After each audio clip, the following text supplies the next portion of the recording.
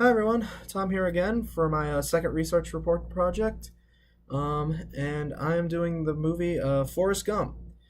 So this movie is based off of a 1986 novel written by Winston Groom about a kind of an idiot savant who kind of goes throughout life interacting with many famous events and people, and eventually Paramount Pictures decided to create a film adaptation off of this book in 1994, starring Robert or with direct under direction of Robert Zemeckis, starring Tom Hanks, Robin Wright, and Sally Field, and with the soundtrack and sound design done by Alan Silvestri.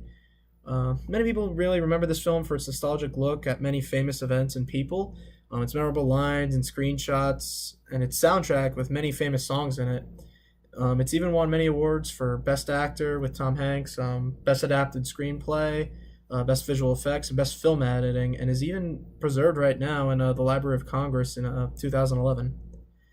So, if you don't know the story of Forrest Gump, it tells the story to the audience and a small group of people while main character Forrest Gump is waiting for a bus about his whole life during the early 1950s to the early 1980s and the events that happened during the time there, like many famous events. So at a young age, he needed leg braces because his back couldn't support his legs. So like he had a curved spine, and he kind of had a below average IQ. I believe he had an IQ of 75. So he wasn't really accepted by his peers in many schools because he was, a little slow in learning things. Like at first, the school wouldn't accept him because he literally just missed the IQ line of 80, and he had 75. His mom runs a boarding house for visitors to stay at, and his dad unfortunately leaves after some time. So he has to grow up basically surrounded by a bunch of random people that enter and leave his house here and his mother. And one of the people that actually visits his house by chance is actually Elvis Presley, and he actually inspires the famous dance moves that Presley has, like with his own, with how he's kind of like limited with his movements, but that actually kind of inspires Presley to make his dance moves that way.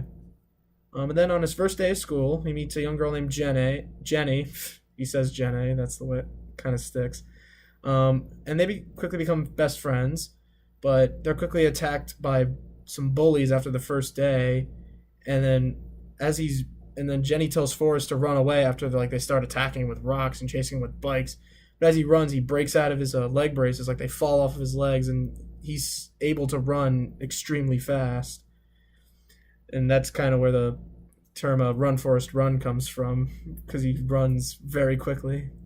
And this bully problem continues with him all the way through high school with him, but after one of the times he's running away, he's noticed by a football college recruit, and they give him a scholarship for college, and he eventually makes it to the American All-Star team, meets President Kennedy, and the movie basically continues with events like this. With him telling his recounts of many famous events he's been in, after he got out of college, he goes into the Vietnam War. He was there at the March on the Pentagon rally. He accidentally discovers the Watergate scandal. He witnesses a Hurricane Carmen, right in the heart of the storm, and investing in Apple computers before they became this big world-renowned company. And through all these events, he becomes a world-famous person as a ping pong champion, a Medal of Honor recipient, and a man who runs across the nation for years, and the owner of a famous shrimp company, all while trying to find a happy life with Jenny. So the film was directed by Robert Zemeckis, who is now known as the innovator for visual effects and is a director of many famous movies like the 1998 live-action animated comedy Who Framed Roger Rabbit. He's filmed the entire Back to the Future series. I think he did the first part before he did Forrest Gump, and then he did 2 and 3 soon after. He has continued on through the 2000s as well, with many famous movies like The Polar Express in 2004 and A Christmas Carol in 2009, and he's currently working on a new movie titled The Witches, which is set to be released in 2020. There wasn't really any main chief sound editor credited in this movie, but the closest I could find was the leading composer of the film's soundtrack, which was Alvin Silvestri, who's composed many famous soundtracks for films like The Amazing Dobermans, Back to the Future. He works a lot with the director. The Parent Trap, and actually the Avengers, like Avengers Infinity War. He wrote the score for all that. And this guy is actually very good. Other than all these famous soundtracks, he's won Best Original Score, a Golden Globe for his compositions. He's received 4 Grammy nominations, winning 2 of them, and he's won two Emmys as well. Um, so the overall sound design for this film is actually really realistic, which I guess makes sense because it's really just following a man through life. It's just explaining, like he's just reliving. You're just watching the memories as he's telling it, and he's telling it, in very solid detail as best as he can. And they do like a really good job with this because all the sounds really sound like they're recorded right there on set. And many famous events happen, so it feels like they're really trying to capture the time and like really make it feel like you're witnessing the event with him or reliving an old memory. Like for many people, the target audience at the time were there to witness the events as well. Many of the sounds of like old technology, because it does tell the time of like the 1950s, 1980s. So there's like old radios, old TVs, and stuff like that. So many of the sounds of old technology return, like especially early on in the film.